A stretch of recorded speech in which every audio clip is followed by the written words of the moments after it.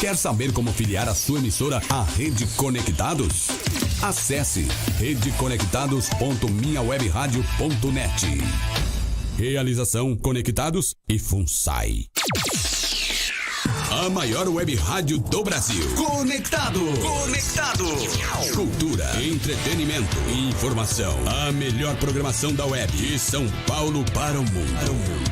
Rádio Conectados. O mundo todo ouve, curte e compartilha.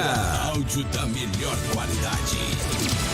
Apoio Google Brasil, Texop Brasil, Nescafé, Camiseta Feita de Pet, Federação de Beach Soccer do Estado de São Paulo, Francal Feiras, MGE Broadcast, CC Telecom, Precesto Comunicação, Music Master, Programação Musical, Info Áudio 9, Informa, Automação de Emissoras e PR Logic, a melhor solução para criar uma rádio online. Realização, Fundação Nossa Senhora Auxiliadora do Ipiranga, FUNSAI. O planeta conectado. www.radioconectados.com.br. É a FUNSAI conectada com você. Rádio Conectados. A maior web rádio do Brasil. Agora você ouve mais um programa com a marca Rádio Conectados.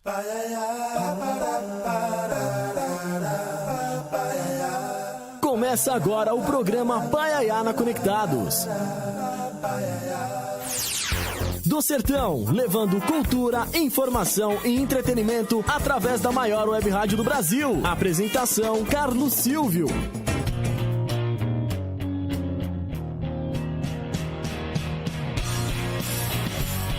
Olá, ouvintes conectados. Muito obrigado a você que está conectado com a gente através do site www.radioconectados.com.br. A você também que está conectado com a gente através do nosso aplicativo Rádio Conectados FUNSAI. Se você não tem, aproveite aí e instale no seu Android ou no seu iOS, porque como diz um amigo meu, ele é de grátis. Quer participar com a gente aqui?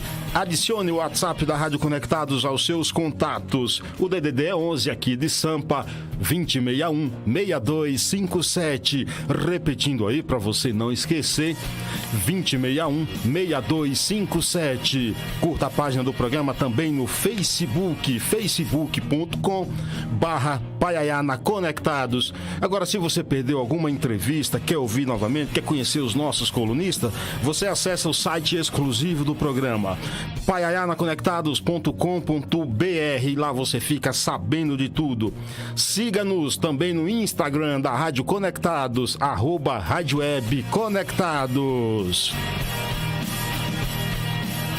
Muito obrigado aqui a todos vocês que já estão aqui na nossa live. Já tem muita gente aqui conectada com a gente. Deixa eu tentar passar aqui.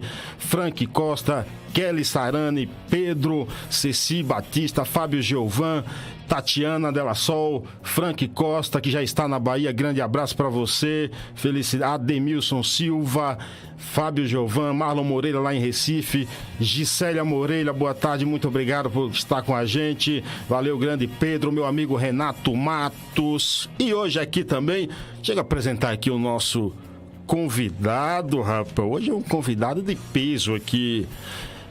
Rapaz, ele é, formado em letras pela Universidade de Mogi das Cruzes, é escritor, romancista, contista.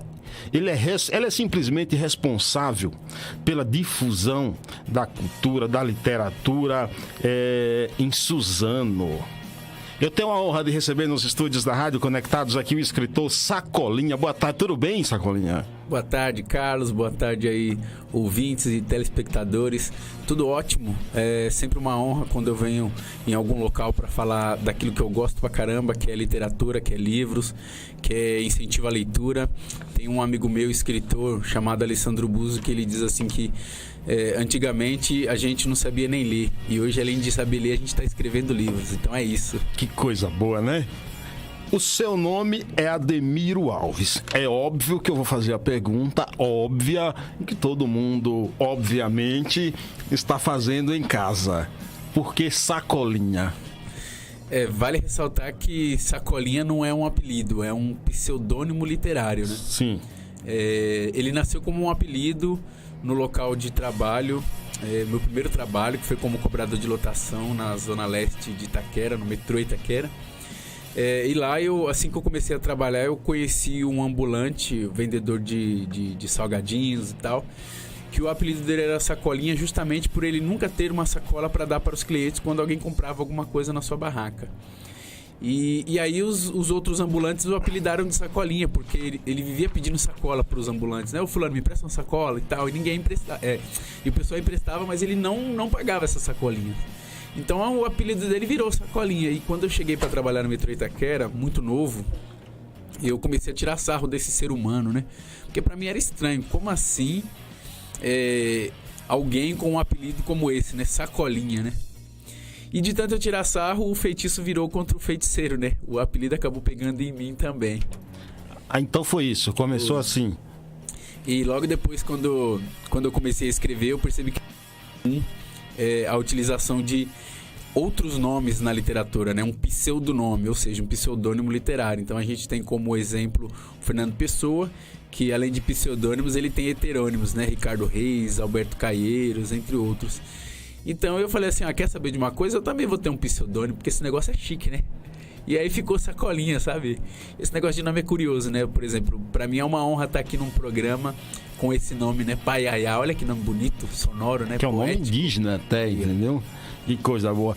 Esse é o programa Paiaiá na Conectados, recebendo aqui hoje o escritor Sacolinha. Aqui ele está contando um pouco da história da vida dele, como começou como escritor, a curiosidade sobre o nome também. A gente vai se aprofundar bastante nas histórias dele.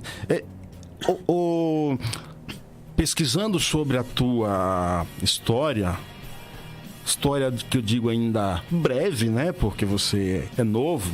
Tudo bem que eu sou mais novo do que você ainda há alguns anos, Opa. Né? Mas ela serve muito de exemplo, principalmente como é para você novo, assim, decidir ir de peito aberto, com a alma, o coração, para a leitura, numa sociedade onde não valorizamos tanto a sociedade. Me fala um pouco, por exemplo, de você como leitor, entendeu? Quem é o Sacolinha leitor? O que ele lia? O que te trouxe? O que causou tanta influência em você? Primeiro é bom ressaltar que eu acredito na leitura como a única salvação do ser humano. Tem um meme que roda na internet há alguns anos que, em síntese, diz assim: o problema do país é a falta de leitura. E eu acredito nisso, que é justamente o que aconteceu comigo. Eu era uma pessoa totalmente atrasada antes da leitura, né? Era uma pessoa ignorante, era uma pessoa que vivia há uns 30 anos atrasada, apesar de eu ter 35 anos, mas alguns anos atrás, antes de começar a ler, ou seja, eu comecei a ler com 18 anos, né?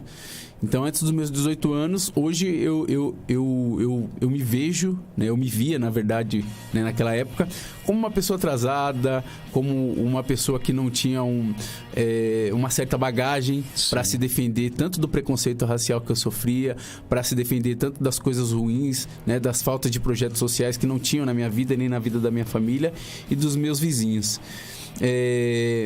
Depois que eu comecei a ler, isso tudo mudou. Eu percebi que hoje eu consigo me defender do preconceito racial, né, de uma forma intelectual. Hoje eu consigo ver o mundo de uma forma diferente.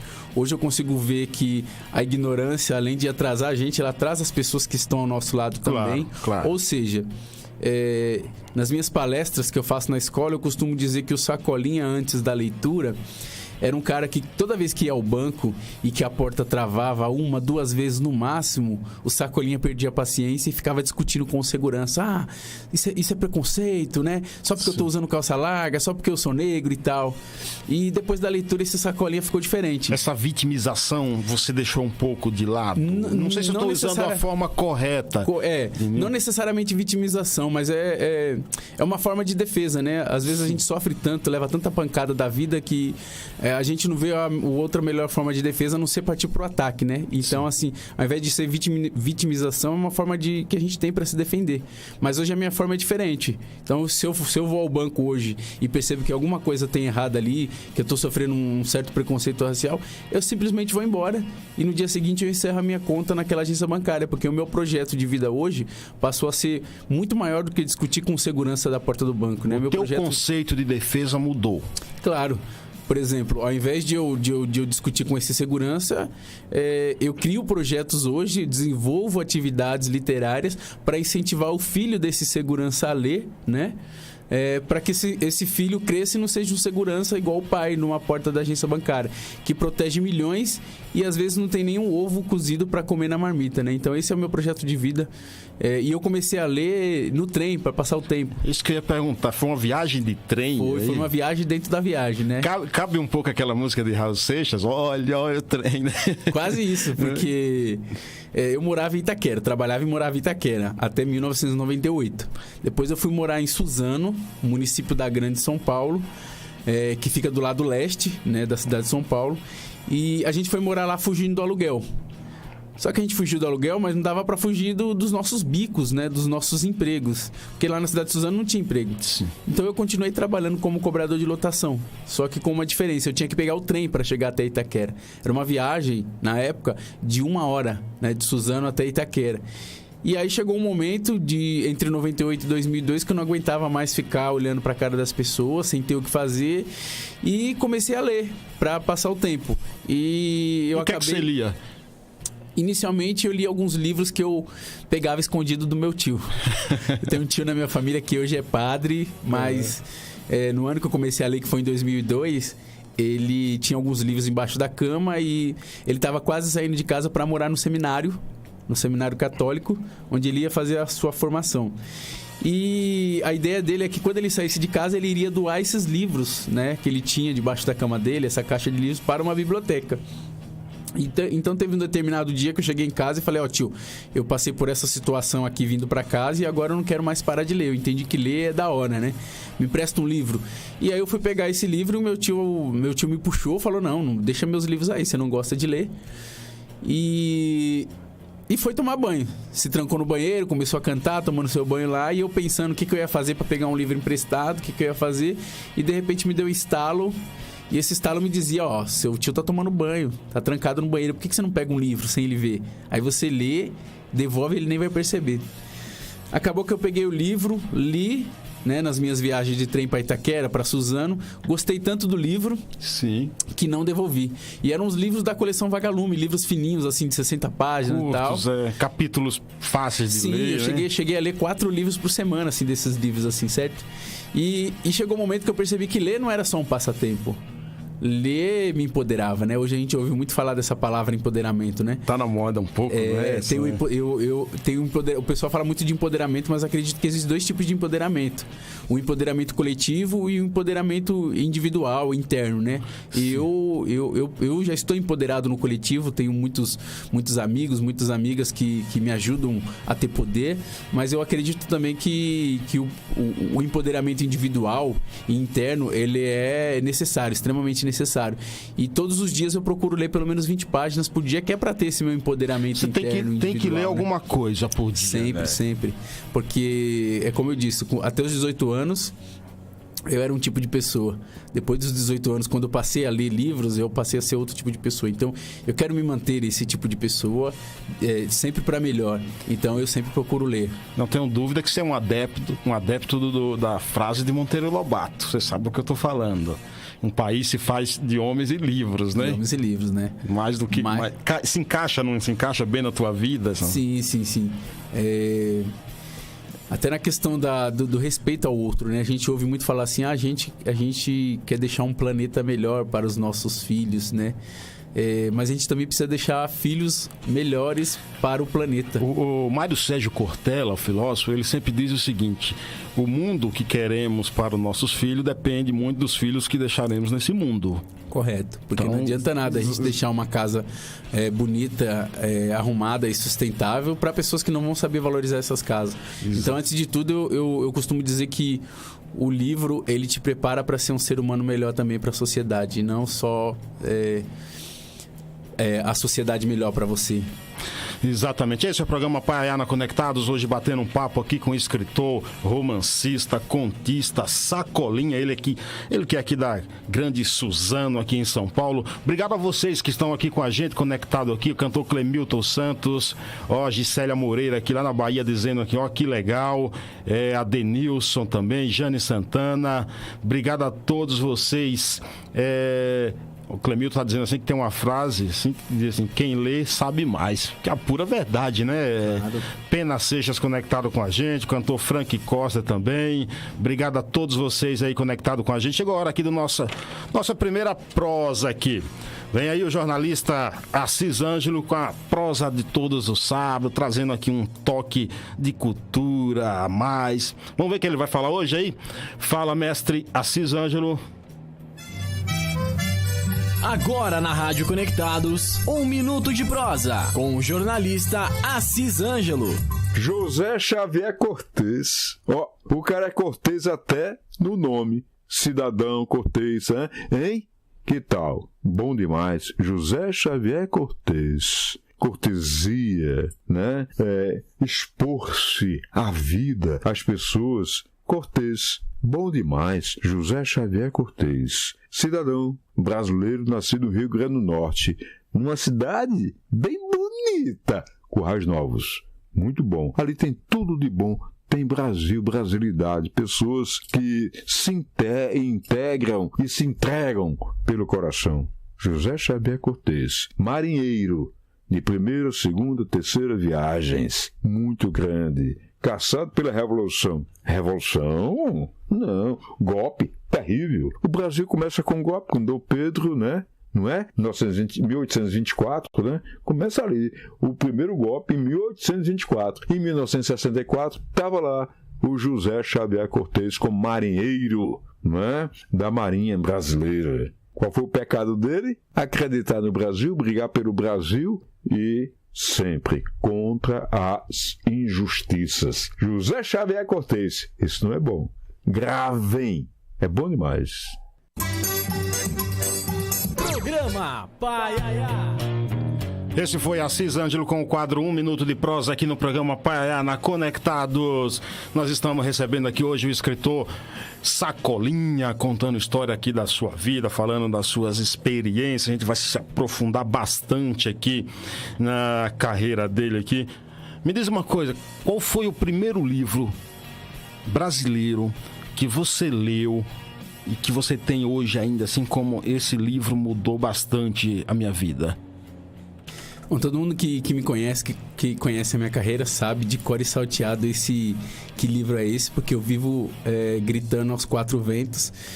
Trata-se de Diário de uma Favelada, da Carolina Maria de Jesus. O nome oficial do livro, o título primeiro é Quarto de Despejo. Eu comecei, como eu falei para você, eu comecei a ler livros da coleção Vagalume em 2002. Sim. Mas no ano seguinte, em 2003, eu acabei conhecendo a Carolina Maria de Jesus, né, através de seus escritos. E esse livro foi o livro que mais me chamou a atenção e foi justamente o livro que me levou a ser o que eu sou hoje, escritor. Né? Eu li Diário de uma Favelada e falei, caramba, eu quero ser igual Carolina Maria de Jesus. Eu quero escrever sobre a minha favela, eu quero escrever sobre o meu dia a dia, sobre meus vizinhos, sobre a minha rua. E onde eu vou, eu costumo indicar esse livro, porque ele não só me levou a ser escritor, mas mudou o meu modo de ver a vida, meu modo de ver as pessoas, né? Então eu indico Quarto de Despejo, Diário de uma Favelada, mulher porreta, que lembra muito a minha avó com quem eu fui criado desde os 7 anos de idade. Carolina, mulher negra, mineira de Sacramento, cidade de Sacramento, semi-alfabetizada, né? Escrevia catando cadernos no lixo, que ela era uma catadora de lixo também para sobreviver, catava material reciclável para sustentar os seus filhos, e alguns desses materiais eram cadernos que tinham folhas vazias onde ela preenchia de esperança, né? Sim. Ela falava um pouco do seu dia a dia, mas tudo aquilo ali era esperança. E eu costumo dizer que Carolina de Jesus, apesar de ter falecido há muitos anos, há mais de 30 anos, ela é sempre uma caixinha de surpresa, né? Cada dia a gente descobre mais coisas de Carolina, mais inscritos. E inclusive queria indicar as pessoas para irem ao YouTube e pesquisar Carolina Maria de Jesus. Ela era cantora também, e além de compositora, e tinha uma voz muito bonita, muito bacana. Na verdade, o Brasil é cheio de talentos que poucas pessoas conhecem, né, rapaz? Que coisa interessante. Sacolinha, você passou já por grandes programas. Só para citar aqui, você teve no Jô Soares, você já foi no Provocações do mestre, o saudoso Antônio Abujanra. E eu gostaria de copiar aqui uma pergunta dele que ele te fez na entrevista. O que os seus pais esperavam de você? Bom, meus pais, eu digo aqui como é a minha mãe e a minha avó, né? Eles foram pai e mãe para mim. Meu pai eu não cheguei a conhecer. Mas na verdade, assim, não que eles não esperavam que eu não fosse escritor ou que eu não, de uma certa forma, não teria um destaque na vida, né? Mas é que isso não era comum na nossa época, né? Sim. O que era comum na nossa época é assim, ó, vai pra escola estudar pra, né? Se formar.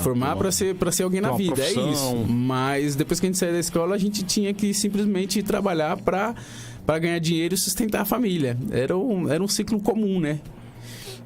A partir do momento que a gente começa a ver o personagem negro, né, as pessoas negras na TV, a cultura do negro na TV, não só a capoeira, não só o samba, não só o futebol, né, mas pessoas, por exemplo, na televisão fazendo Turma do Gueto, né, do coordenado, um projeto coordenado pelo Netinho, do ex-Negritude Júnior. Quando a gente começa a ver o negro fazendo teatro no Nós do Morro, lá no Rio de Janeiro, e daqui a pouco tendo muitos desses protagonistas no filme Cidade de Deus, a gente acaba percebendo que a gente tem referências aparecendo na televisão, que a gente tem referências aparecendo nos meios de comunicação.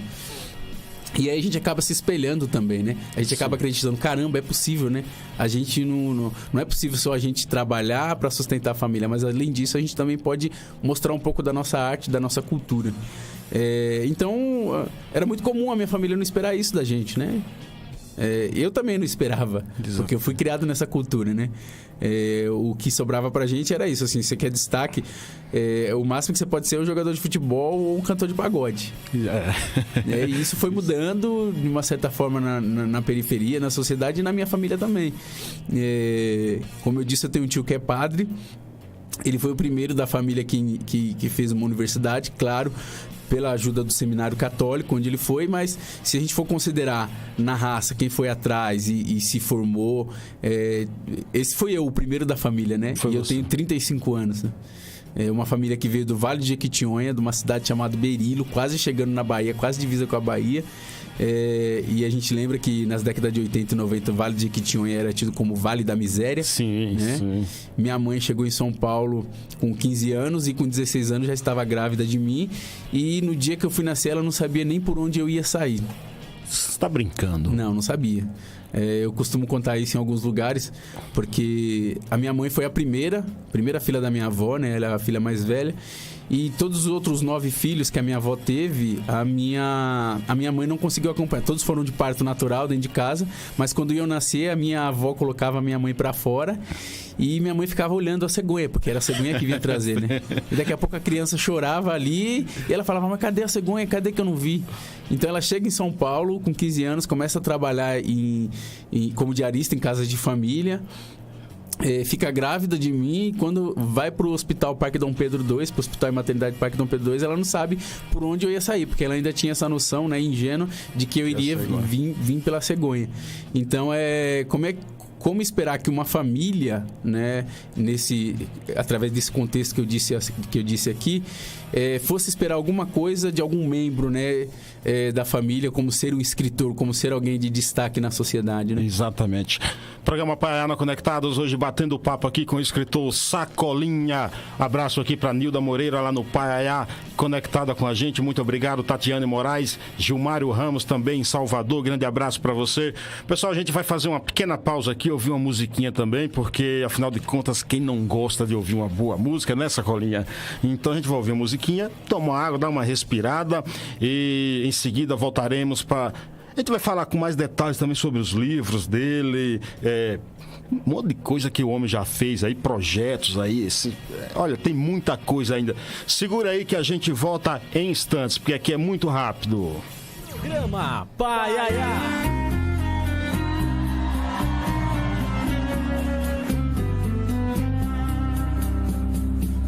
Quando o carteiro chegou e o meu nome gritou com uma carta na mão, ante surpresa tão rude, nem sei como pude chegar ao portão.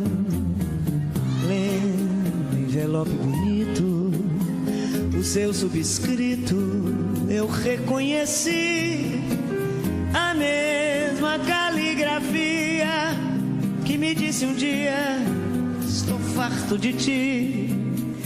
Porém não tive coragem de abrir a mensagem, porque na incerteza eu meditava dizer: será de alegria ou será de tristeza? Quanta verdade tristonha ou mentira risonha uma carta nos traz. E assim pensando rasguei sua carta e queimei para não sofrer mais. Todas as cartas de amor são ridículas. Não seriam cartas de amor se não fossem ridículas. Também escrevi no meu tempo cartas de amor, como as outras, ridículas.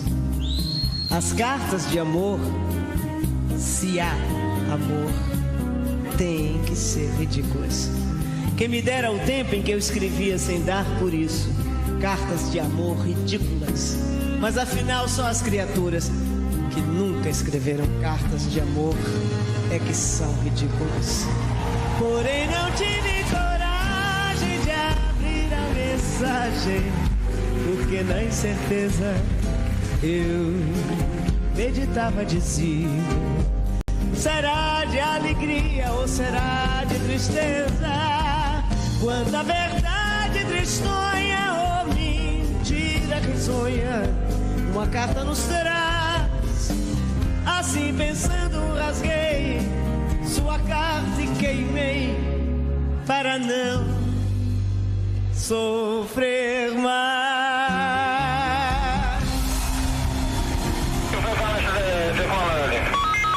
Alô, alô, câmbio. Aqui é o Marcelo Taz e eu estou ligado no Paiaiá na Conectados. Programa Paiaiá do Sertão, levando cultura e entretenimento para o mundo através da melhor rádio web do Brasil.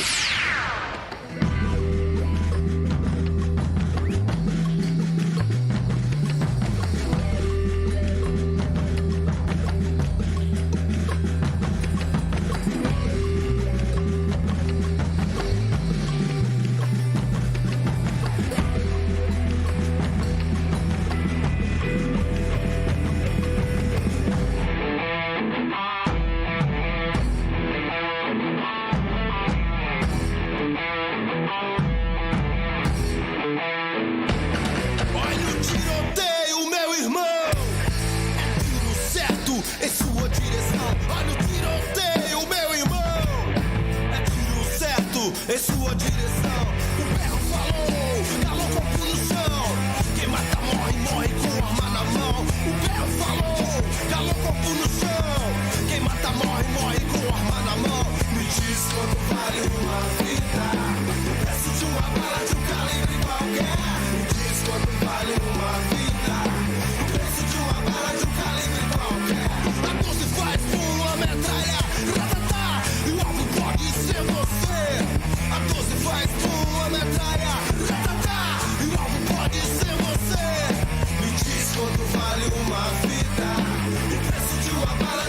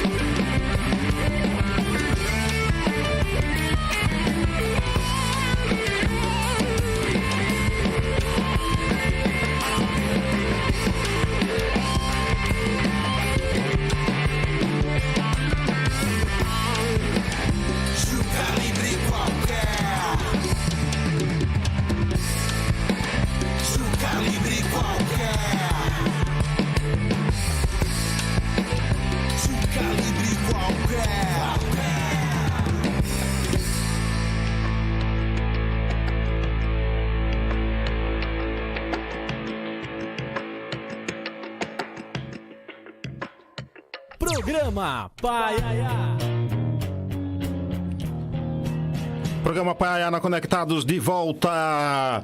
Hoje estamos batendo um papo aqui com o escritor Sacolinha. Você ouviu aí primeiro Maria Bethânia com Carta ao Amor. E depois a música da banda Fogo Corredor, O Calibre. Música de autoria do meu amigo James Santana, ele que está conectado com a gente aqui. Manda um abraço, inclusive, para o nosso convidado. Sensacional essa música. Obrigado a todos vocês aqui também. Joelso Fonseca, Cássia Maria, Joélia Menezes, lá em Coronel Fabriciano, Minas Gerais, ouvindo a gente. Luciano Melo, muito obrigado a todos vocês. Um abraço especial também para o meu amigo Josivaldo Barreto, minha amiga também Selma Maria de Lima, também aqui ouvindo a gente. Muito obrigado a todos vocês. José Nilton Palma, em Nova Açores, Bahia. Ô, José Nilton Palma, Sacolinha, você gosta de Maria Bethânia? Opa! Então eu adivinhei. Com farinha. Adivinhei a música, porque às vezes eu acerto, assim, quando eu escolho, viu? Entendeu? Às vezes eu acerto, não é sempre, entendeu? O José Nilton Palma, ele te faz uma pergunta aqui, perguntando se você é um escritor de gênero próprio ou versátil. Eu costumo dizer que eu sou muito contista, né? A minha prosa é a minha praia, ou a minha praia é a minha prosa, né? Então eu gosto muito de contos. Eu acho que o conto a gente consegue trabalhar melhor o sentimento das pessoas, consegue dar mais espaço para isso. Eu tenho livros de contos publicados, tenho romances também publicados, que também é da área da prosa. E agora eu estou trabalhando em cima do meu próximo livro, que é um livro de crônicas. Quantos livros você já publicou? Eu tenho 7 livros publicados. 7 livros. O primeiro foi quando? Comecei a publicar em 2005. Foi o romance Graduado em Marginalidade. É um romance que teve a sua segunda edição esgotada recentemente. E no ano que vem sai a terceira edição. Em 2006 eu publiquei 85 letras no disparo. Defina para mim, por favor, o que é ser graduado em marginalidade. O título do livro, ele tem um duplo sentido, né? É uma pessoa que foi galgando os degraus da criminalidade e chegou um patamar em que ele se graduou. Mas tem uma pergunta, né? O segundo duplo sentido, né? Quando você se gradua em algum curso, você tem um diploma. E a pergunta é, qual que é o diploma de um graduado em marginalidade? Qual que é o certificado? Marginalidade vem de margem, estar à margem de algo, não é? Correto. No caso do livro, ele está à margem da criminalidade. Mas chega um momento que, como a gente falou aqui no início, sobre ataque, né? Sobre defesa. Sim. E esse meu protagonista do Graduado em Marginalidade, que é o Burdão, ele acaba recebendo tanta pancada, mas tanta pancada, que chega um momento que ele começa a se defender. Então ele parte pro ataque. E o ataque dele é justamente esse, se envolver com o crime. E a gente que vive na periferia, que viveu inclusive a década de 90 na periferia, a gente percebe que o crime, antes de chegar na classe média alta, o crime ele atinge muito a gente. Sim. Né? Ele atinge muitos moradores que estão ali na periferia. Então a gente sabe muito bem. Até de forma indireta. Totalmente, mesmo que você não é envolvido, né? Sim. Então a gente sabe muito bem qual que é o diploma de um graduado na marginalidade. Então o final do livro ele encaminha para isso, né? Essa é a pergunta que a gente faz pro leitor, mas não dá para falar aqui para estragar a história, né? Exato. Você já concorreu a vários prêmios. Pode falar um pouco dos prêmios que seus livros? Sim. Eu costumo dizer que em 2032 eu serei o Prêmio Nobel de Literatura, pelo conjunto da obra. Você vai juntar todos, né? Mas antes de chegar ao Nobel de Literatura, eu preciso ser aprovado pelos meus, né? Eu preciso fincar e nutrir as minhas raízes, né? Então eu costumo dizer muito dos prêmios que eu ganho pela periferia. Prêmio Cooperifa. Para mim, Cooperifa é um dos movimentos culturais mais autênticos que a gente tem na periferia. E eu já fui agraciado por todos os prêmios. Todas as vezes que teve o prêmio da Cooperifa, eu recebi esse prêmio. Recentemente também recebi um prêmio de movimento cultural aqui de São Paulo. Todos esses prêmios que eu cito aqui são prêmios que para mim valem muito mais do que qualquer um outro prêmio, por exemplo, de uma Academia Brasileira de Letras. Porque não adianta nada a gente chegar lá em cima, a gente crescer tanto, receber todos esses prêmios lá em cima, tá bem frondoso, bem bonito, cheio de folhas, mas lá embaixo a nossa raiz está totalmente podre, sem nutrientes. A nossa estrutura, né? É isso, então a gente acaba caindo. Mas para mim o meu melhor prêmio é poder sobreviver de literatura, né? Você vive de literatura. Hoje eu vivo financeiramente, eu vivo exclusivamente de literatura, assim. Os meus maiores gastos financeiros vêm dos livros, vêm das palestras que eu faço, vêm dos meus trabalhos, das minhas oficinas que eu pratico por aí.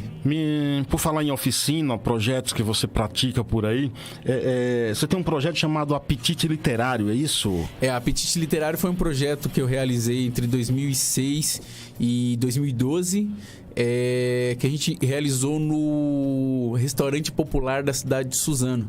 Restaurante Popular, que era um projeto do governo federal, que servia a refeição a R$1 lá na cidade de Suzano. Quando eu digo servia é porque, infelizmente, o restaurante fechou.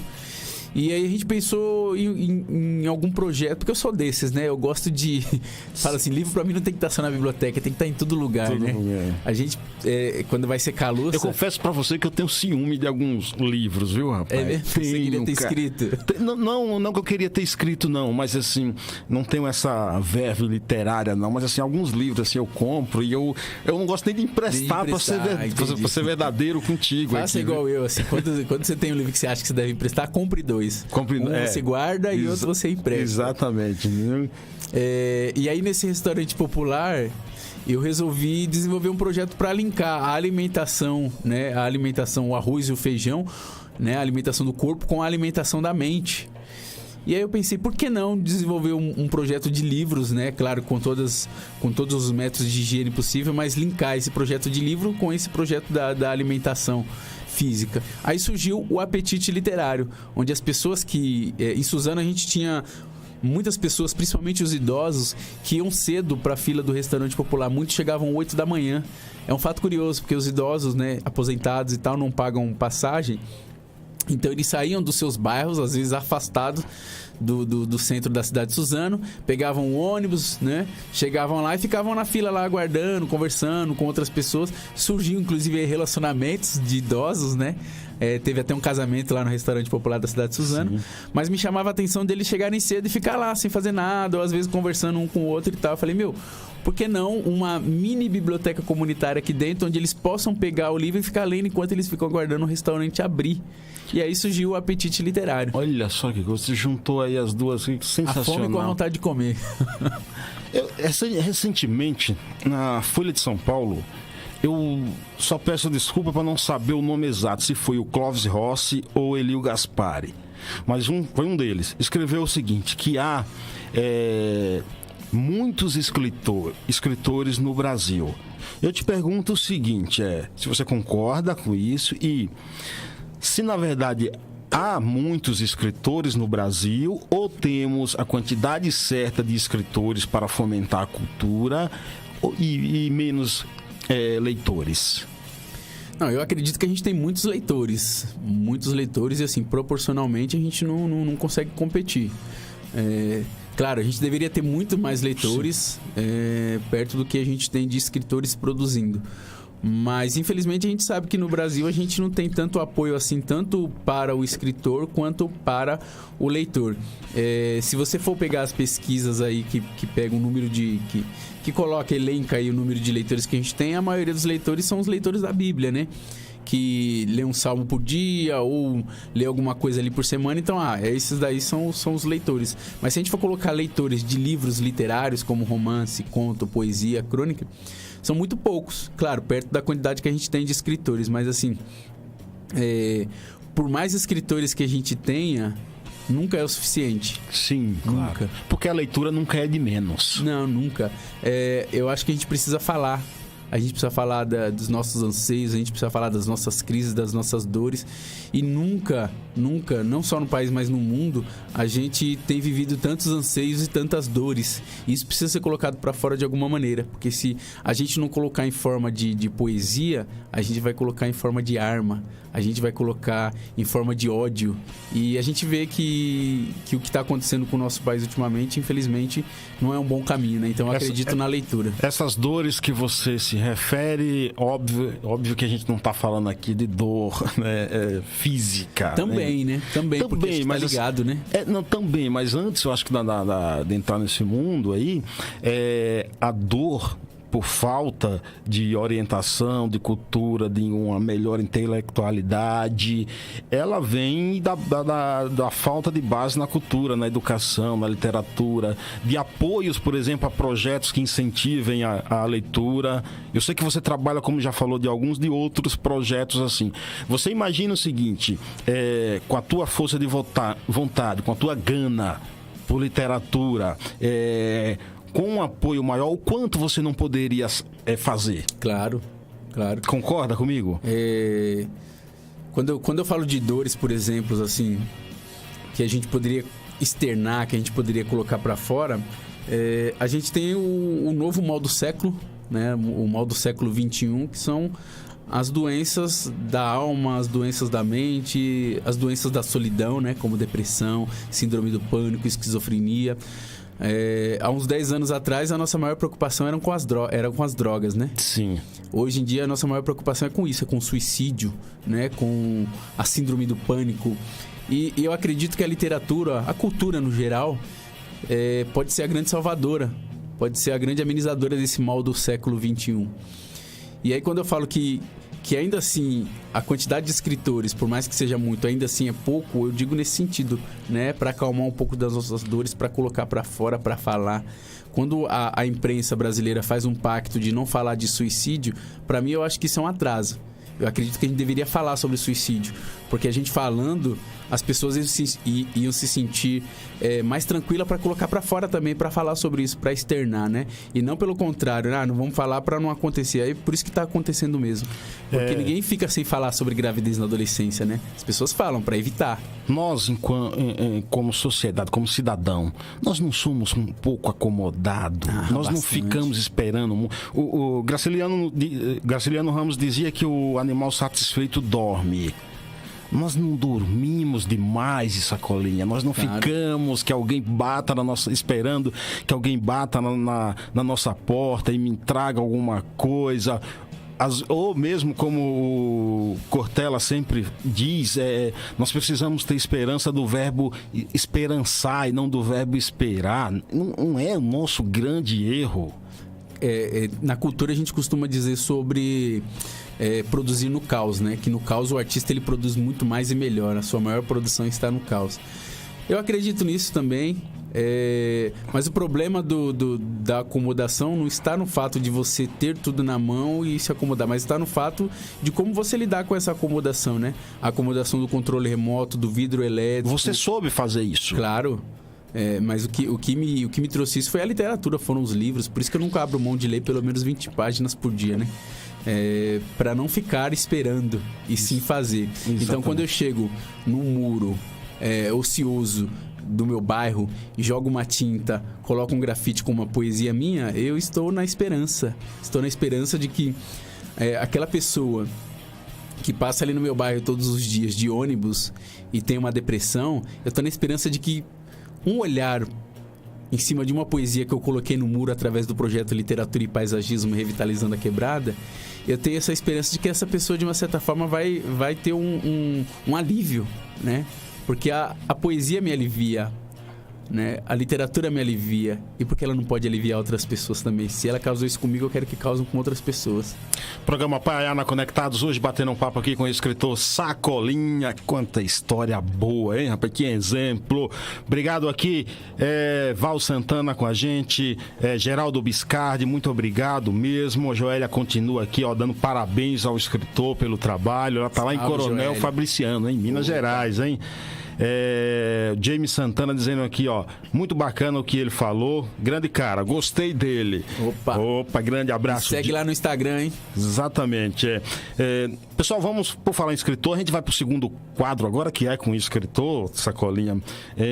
Vamos ver do que ele vai falar aí. Fala, mestre Darlan Zurk. Agora na Rádio Conectados, Cultura Conectada, com o escritor Darlan Zurk.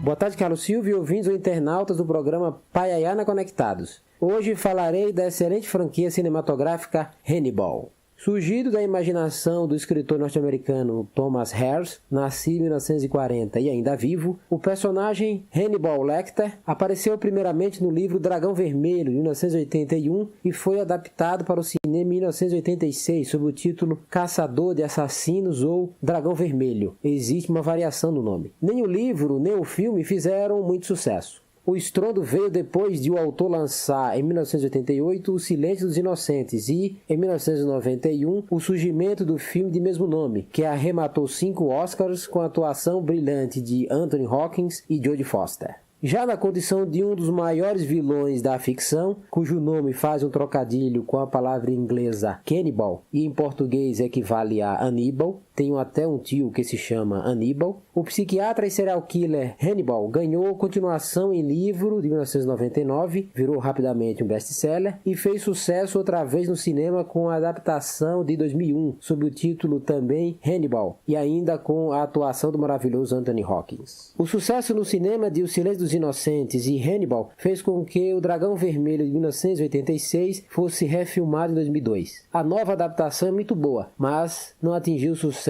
dos 2 filmes principais. Em 2006, Harris lançou seu último livro tendo o serial killer como personagem. O título é Hannibal, A Origem do Mal. E, em 2007, um filme homônimo foi para o cinema. Acontece que as 2 obras não agradaram tanto. A qualidade do resultado final das filmagens ficou aquém do esperado. Na verdade, o público ficou acostumado com o alto nível de O Silêncio dos Inocentes e Hannibal. Algo semelhante aconteceu com M. Night Shyamalan. Ele se tornou refém da grandiosidade de O Sexto Sentido. O modo sofisticado como Thomas Harris e os filmes em torno de Hannibal trataram da relação entre o bem e o mal, além da profundidade psicológica e da inteligência com charme do próprio Hannibal, fazem com que tenhamos apreço por um serial killer manipulador e devorador das próprias vítimas.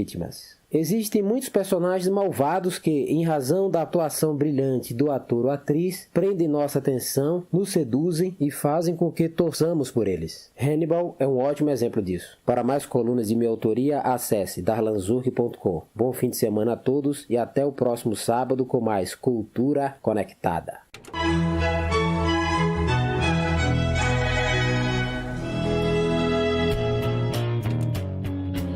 Esse foi o escritor Darlan Zurk com o quadro Cultura Conectada. Todos os sábados aqui, trazendo um pouco de cultura também aqui, ó. Reginaldo Macedo aqui conectado com a gente, muito obrigado. Ó, o James Santana já disse que já tá te seguindo lá no Instagram, viu? Opa, tamo junto, hein? Entendeu? O cara é bom, viu? Esse cara é bom. Eu gosto de pessoas boas ao meu lado. A gente tem sempre que nos cercarmos de pessoas boas, claro, né? Batendo um papo hoje aqui com o escritor Sacolinha, já passamos por uma... Boa, não dá, claro, óbvio que não dá, 1 hora só, não dá pra contar a história do cara toda, entendeu? Mas teríamos assunto pra ficar aqui a tarde inteira, viu, batendo papo aqui. É só trazer um cafezinho nessa coisa. Opa, sempre bom. Você é viciado em café, eu também, entendeu? Então cairia muito bem aqui. E não pode, pô, eu achei que até umas 3 horas. Eu vou conversar aqui com o rapaz que tá aqui, pra ver se ele libera aqui. A gente vai ficar aqui até umas 3, 4 horas da tarde batendo um papo aqui. Sacolinha, um dos nomes de um dos seus livros chama-se 85 letras e um disparo. Que disparo é esse? 85 letras e um disparo, um livro de contos, publicado em 2006. Ele está na 2ª edição agora pela Global Editora.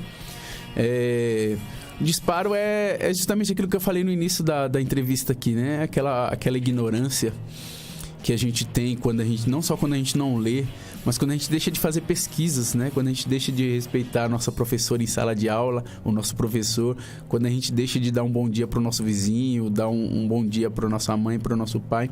Eu acredito que esse é o disparo. Entendi. É o disparo de muitas outras coisas ruins que possam vir que possa vir na minha vida ou na sua vida também, né? O título que dá nome a este livro, ele é de um microconto que só tem 85 letras e um disparo. E diz o seguinte: alô, mo, sou eu, Fernando. O ônibus está sendo assaltado. O quê? Fala mais alto. Estão assaltando o ônibus. Alô? Tu. E um fato curioso que aconteceu com esse livro é que um crítico literário do jornal de grande circulação disse que eu era um ótimo escritor, mas como matemática eu era muito ruim e não sabia contar. Que o conto não tinha 85 letras, tinha 88 letras. E aí eu pedi um direito de resposta e expliquei que não, que o título do livro do conto é 85 letras e um disparo. O puff é uma onomatopeia que dá o som abafado do tiro, P-U-F. Sim. Ele contou 85 letras, mas o disparo 88 letras. Eu falei, não, o título é 85 letras e um disparo. Exatamente. Ficou legal, então. Ficou bem bacana. Até consegui vender alguns livros a mais com esse direito de resposta. Aí, né?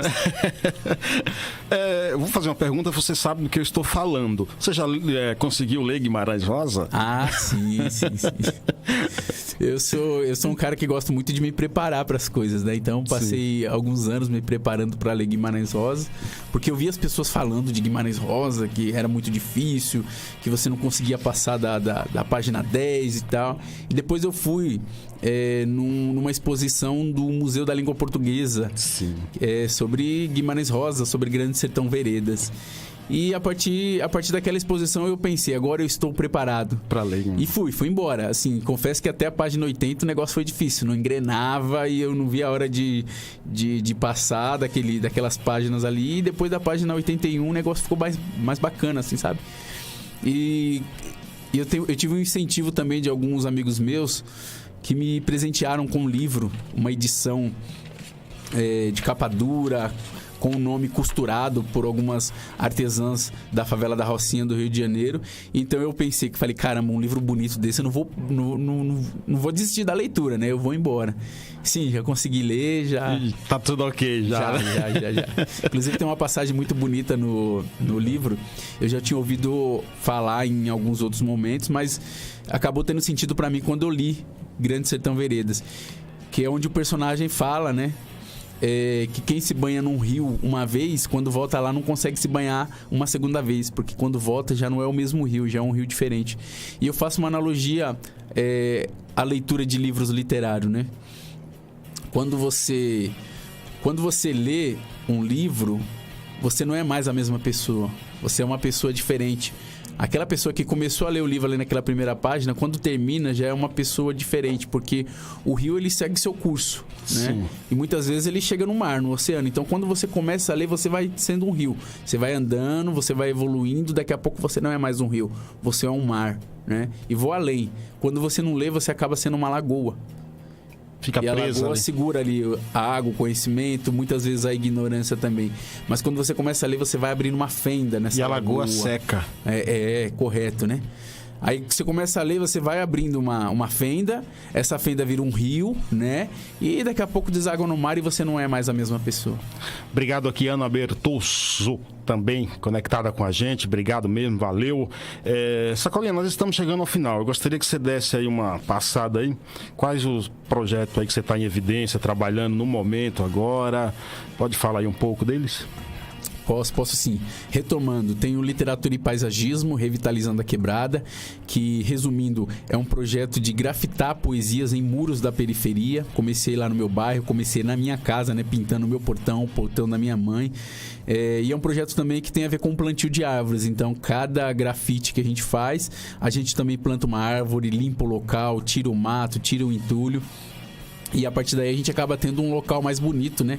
É um local colorido, com poesias, com trechos dos meus livros, dos meus contos também. Esse é um projeto que eu realizo desde o ano passado, ou seja, desde 2017, maio de 2017. E agora em dezembro a gente vai fazer um festival, Festival Literatura e Paisagismo. O projeto ele foi selecionado no edital do PROAC, Programa de Ação Cultural aqui do estado de São Paulo. E com isso eu vou ter um subsídio para realizar um festival de 3 dias. 10 pontos diferentes lá do meu bairro, Jardim Revista em Suzano, serão grafitados, serão revitalizados, né?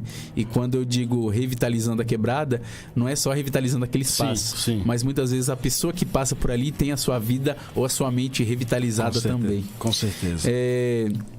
Queria falar também do meu próximo livro, que é um livro de crônicas. Sai quando? Provavelmente no primeiro semestre de 2019. Tá desafiado a vir lançar aqui. Opa, convite aceito. Já vou botar na... Olha que eu ando com a agenda aqui já, hein, ó. O espaço é seu. Já vou anotar aqui na agenda. O espaço é seu. Eu digo que para convites assim eu sou facinho. Chamou, tô na área. Feito o convite, aceito, pronto. A previsão de lançamento é em março. do ano que vem. O título é Dente de Leão ou A Sustentável Leveza de Ser. Dente de leão é aquela planta, né, que a gente, parecido com serralha, mas ela tem a sua flor, ela tem uma espécie de algodão que você assopra e ela, né, vai embora, né? E o subtítulo, A Sustentável Leveza de Ser, é uma brincadeira com o livro do Milan Kundera, que chama-se A Insustentável Leveza do Ser, né? Exatamente. Por que isso? Porque são crônicas que vai tratar sobre temas complexos, mas de uma forma mais leve. Que legal. Então tá aí a ideia do Dente de Leão e a ideia da Sustentável Leveza de Ser. São os dois projetos que eu gostaria de ressaltar aqui, que eu estou trabalhando. Que legal. Obrigado também a Manal Hassan aqui conectada com a gente. Ela sempre está conectada com a gente. Sacolinha, quando o papo é bom, tá feito o convite para você vir lançar o teu livro aqui com a gente. Gostaria de agradecer imensamente por transmitir todas essas histórias, por nos mostrar que a literatura salva. Obrigado por a presença. Eu que agradeço. Queria mandar um salve especial lá para Bahia, sobretudo Itaberaba e Santo Antônio de Jesus, onde eu estive ano passado e esse ano também. Quero dar um salve também, já que o Assis Ângelo falou de Rio Grande do Norte, do Cortez, né? Estive em Mossoró, desenvolvendo palestras lá nas penitenciárias de segurança máxima, então um salve. Dá um salve para as minhas filhas, Alanda, de 9 anos, e Laura, de 2 anos. Também para minha companheira Alain de Freitas aí, que estão na escuta aí. Um salve. E vamos ler, como já disse o Gog, a leitura é o escudo resumindo. Aliás, o estudo é o escudo resumindo tudo. E eu digo que a leitura também é o escudo resumindo tudo. Me sigam no Instagram, Facebook. Tamo junto. Bom final de semana a todos vocês. Muito obrigado, Sacolinha. Não se esqueça, se beber, não dirija. Se dirigir, não beba. Eu volto no próximo sábado. Bom final de semana. Fui.